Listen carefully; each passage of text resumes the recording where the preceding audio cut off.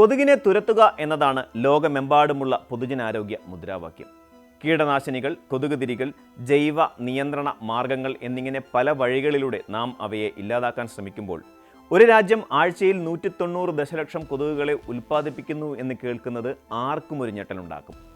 ആ രാജ്യമാണ് Latin American ഭീമനായ Brazil. എന്തിനാണ് ഒരു രാജ്യം ഇത്രയധികം കൊതുകുകളെ വളർത്തുന്നത്? കൊതുക് പരത്തുന്ന രോഗങ്ങളാൽ ഏറ്റവും അധികം ദുരിതമനുഭവിക്കുന്ന ഒരു രാജ്യമാണ് ബ്രസീൽ എന്നുകൂടി അറിയുമ്പോഴാണ് ഈ ചോദ്യത്തിന് പ്രസക്തിയേറുന്നത്. സാവോപോളോ സംസ്ഥാനത്തെ കാമ്പിനാസിലാണ് ലോകത്തിലെ ഏറ്റവും വലിയ കൊതുക് പ്രജനന കേന്ദ്രം സ്ഥിതി ചെയ്യുന്നത്. ഏകദേശം 1300 ചതുരശ്ര മീറ്റർ വിസ്തീർണമുള്ള ഈ അത്യാധുനിക കെട്ടിടം വേൾഡ് മൊസ്കിറ്റോ പ്രോഗ്രാമിൻ്റെ നേതൃത്വത്തിൽ പ്രവർത്തിക്കുന്നു. എന്നാൽ ഈ ഭീമൻ ഉൽപ്പാദനത്തിൻ്റെ പിന്നിലെ ലക്ഷ്യം കേവലം കൊതുകുകളുടെ എണ്ണം കൂട്ടുകയല്ല, മറിച്ച് ഡെങ്കിപ്പനി, സിക്ക, ചിക്കുൻഗുനിയ തുടങ്ങിയ മാരകമായ രോഗങ്ങളുടെ വ്യാപനം ശാശ്വതമായി തടയുക എന്നതാണ്.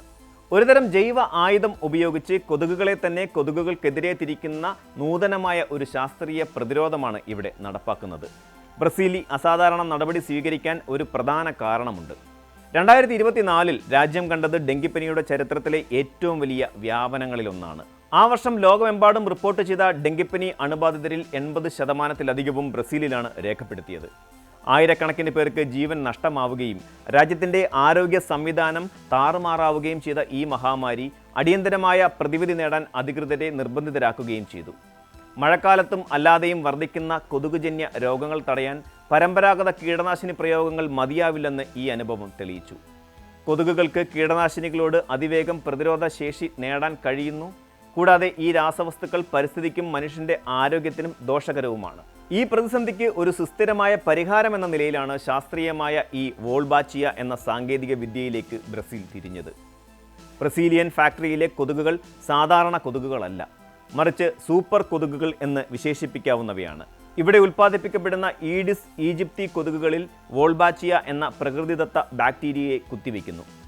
വോൾബാച്ചിയ എന്നത് പ്രകൃതിയിൽ 60%-ലധികം പ്രാണികളിൽ സ്വാഭാവികമായി കാണപ്പെടുന്ന ഒരു ബാക്ടീരിയയാണ്. എന്നാൽ ഈഡിസ് ഈജിപ്തി കൊതുകുകളിൽ ഇത് സാധാരണയായി കാണാറില്ല. ഈ ബാക്ടീരിയയുടെ ഏറ്റവും ശ്രദ്ധേയമായ പ്രത്യേകത എന്തെന്നാൽ ഇത് കൊതുകിനെ ശരീരത്തിൽ ഡെങ്കിപ്പനി, സിക്ക, ചിക്കുൻഗുനിയ, മഞ്ഞപ്പനി തുടങ്ങിയ വൈറസുകൾ വളരുന്നതിനെ തടയുന്നു എന്നതാണ്. ഒരു കൊതുകിന് വോൾബാച്ചിയ ബാധിച്ചാൽ അത് മനുഷ്യനെ കടിക്കുമ്പോൾ വൈറസ് പകരാനുള്ള സാധ്യത ഗണ്യമായി കുറയുന്നു. വോൾബാച്ചിയ ബാധിച്ച കൊതുകുകളെയാണ് ഈ ഫാക്ടറികളിൽ വൻതോതിൽ ഉൽപ്പാദിപ്പിച്ച് പുറത്തുവിടുന്നത്. ഇങ്ങനെ പുറത്തിറങ്ങുന്ന വോൾബാച്ചിയ വാഹകരായ കൊതുകുകൾ സ്വാഭാവികമായും പരിസരത്തുള്ള കൊതുകുകളുമായി ഇണചേരുന്നതിലൂടെയാണ് ഈ സാങ്കേതികവിദ്യ ഫലപ്രദമാകുന്നത്. വോൾബാച്ചിയ ബാധിച്ച പെൺകൊതുകുകളും ആൺകൊതുകുകളും തമ്മിൽ ഇണചേരുമ്പോൾ വോൾബാച്ചിയ ഉള്ള കുഞ്ഞുങ്ങളുണ്ടാകുന്നു. അതുപോലെ വോൾബാച്ചിയ ഉള്ള പെൺകൊതുകുകളും വോൾബാച്ചിയ ഇല്ലാത്ത ആൺകൊതുകുകളും ഇണചേർന്നാലും വോൾബാച്ചിയ ബാധിച്ച കുഞ്ഞുങ്ങളാണ് ഉണ്ടാകുന്നത്. ഈ പ്രജനന രീതിയിലൂടെ ഓരോ തലമുറ കഴിയുന്തോറും പ്രാദേശിക കൊതുകുകളുടെ കൂട്ടത്തിൽ വോൾബാച്ചിയ ബാധിച്ച കൊതുകുകളുടെ എണ്ണം ക്രമാതീതമായി വർദ്ധിക്കുന്നു. കാലക്രമേണ ആ പ്രദേശത്തെ കൊതുകുകളുടെ ഭൂരിഭാഗവും വോൾബാച്ചിയ സഹകാരികളാവുകയും തൽഫലമായി വൈറസ് പരത്തുന്നതിനുള്ള അവയുടെ കഴിവ് ഇല്ലാതാവുകയും ചെയ്യുന്നു. ചുരുക്കത്തിൽ ഈ സാങ്കേതിക വിദ്യ കൊതുകുകളുടെ എണ്ണം കുറയ്ക്കുന്നതിന് പകരം അവയുടെ അപകടകാരി സ്വഭാവം ഇല്ലാതാക്കുകയാണ് ചെയ്യുന്നത്. കാമ്പിനാസിയിലെ ഈ കൊതുക് പ്രജനന കേന്ദ്രം യഥാർത്ഥത്തിൽ അതീവ ശ്രദ്ധയോടെ രൂപകൽപ്പന ചെയ്ത ഒരു ബയോളജിക്കൽ ലബോറട്ടറിയാണ്. കൊതുകുകളുടെ ജീവിതചക്രം പൂർത്തിയാക്കാനും പ്രജനനം നടത്താനും ഏറ്റവും അനുയോജ്യമായ നിയന്ത്രിത അന്തരീക്ഷമാണ് ഇവിടെ ഒരുക്കിയിരിക്കുന്നത്. ഉൽപാദന പ്രക്രിയയുടെ ആദ്യഘട്ടത്തിൽ കൊതുകിൻ്റെ ലാർവകളെ താപനിലയും ഈർപ്പവും കൃത്യമായി ക്രമീകരിച്ച സാഹചര്യങ്ങളിൽ അതീവ ശ്രദ്ധയോടെ വളർത്തുന്നു. വളർച്ചയെത്തിയ കൊതുകുകൾക്ക് പ്രത്യേകം തയ്യാറാക്കിയ ഭക്ഷണമാണ് നൽകുന്നത്. ആൺകൊതുകുകൾക്ക് ഊർജ്ജത്തിനായി പഞ്ചസാര ലായനി നൽകുമ്പോൾ മുട്ടയിടുന്നതിന് രക്തം അത്യാവശ്യമായ പെൺകൊതുകുകൾക്ക് മനുഷ്യൻ്റെ ചർമ്മത്തിന് സമാനമായ കൃത്രിമ ബാഗുകളിലൂടെ മൃഗങ്ങളുടെ രക്തം നൽകുന്നു. ഏകദേശം 4 ആഴ്ചയോളം ഈ കൂടുകളിൽ തങ്ങുന്ന കൊതുകുകൾ പ്രജനനം നടത്തുകയും അതിനുശേഷം അവയുടെ മുട്ടകൾ ശേഖരിക്കുകയും ചെയ്യുന്നു.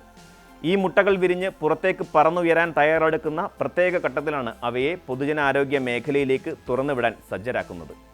ഓരോ ആഴ്ചയും 190 ദശലക്ഷം മുട്ടകൾ ഉൽപ്പാദിപ്പിക്കുന്നതൊരു വലിയ അളവാണെങ്കിലും വോൾബാച്ചിയ രീതി ഫലപ്രദമാകണമെങ്കിൽ രോഗവാഹകരായ പ്രാദേശിക കൊതുകുകളുടെ എണ്ണത്തെ മറികടക്കാൻ കഴിയുന്നത്ര വൻതോതിലുള്ള ഉൽപ്പാദനവും കൃത്യമായ ഇടവേളകളിലുള്ള തുടർച്ചയായ വിതരണവും അനിവാര്യമാണ്.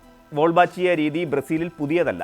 2014 ഈ പ്രോഗ്രാം ആരംഭിച്ചതിന് ശേഷം ബ്രസീലിലെ 8 പ്രധാന നഗരങ്ങളിലായി 5 ദശലക്ഷത്തിലധികം ആളുകൾക്ക് ഈ രീതി വഴി ഡെങ്കിപ്പനിയിൽ നിന്ന് സംരക്ഷണം ലഭിച്ചതായി ബ്രസീൽ ആരോഗ്യ മന്ത്രാലയം വ്യക്തമാക്കിയിരുന്നു.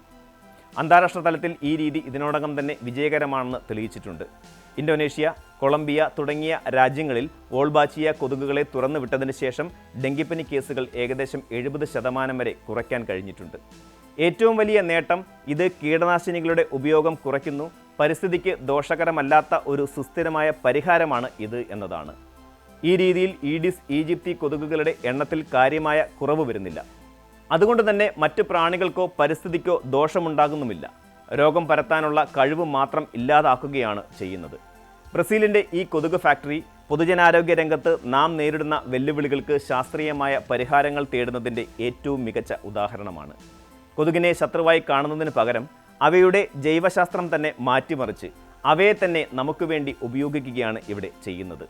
ഒരുപക്ഷെ ഇത് പ്രകൃതിയുടെ സ്വാഭാവികമായ മാറ്റത്തിൽ മനുഷ്യൻ ഇടപെടുന്നതിൻ്റെ ഒരു രൂപമായി കാണാമെങ്കിലും ഡെങ്കിപ്പനി പോലെയുള്ള രോഗങ്ങൾ ലോകമെമ്പാടും ആയിരക്കണക്കിന് മനുഷ്യജീവൻ അപഹരിക്കുന്ന ഒരു സാഹചര്യത്തിൽ ഇത്തരം നൂതനവും ഫലപ്രദവുമായ പ്രതിരോധ മാർഗങ്ങൾ അത്യന്താപേക്ഷിതമാണ്. ഒരുപക്ഷെ ഇത് പ്രകൃതിയുടെ സ്വാഭാവികമായ മാറ്റത്തിൽ മനുഷ്യൻ ഇടപെടുന്നതിൻ്റെ ഒരു രൂപമായി കാണാമെങ്കിലും ഡെങ്കിപ്പനി പോലെയുള്ള രോഗങ്ങൾ ലോകമെമ്പാടും ആയിരക്കണക്കിന് മനുഷ്യജീവൻ അപഹരിക്കുന്ന ഈ സാഹചര്യത്തിൽ ഇത്തരം നൂതനവും ഫലപ്രദവുമായ പ്രതിരോധ മാർഗങ്ങൾ അത്യന്താപേക്ഷിതമാണ്. കൊതുകുകളെ കൃഷി ചെയ്യുന്ന ഈ വിചിത്രമായ ഫാക്ടറി ആഗോളതലത്തിൽ കൊതുകുജന്യ രോഗങ്ങൾക്കെതിരായ പോരാട്ടത്തിൽ ഒരു വഴിത്തിരിവാക്കാം എന്ന കാര്യത്തിൽ യാതൊരു സംശയവും വേണ്ട. നമുക്ക് മാതൃകയാക്കാവുന്ന ഒരു നൂതന രീതി തന്നെയാണ് ഇത്.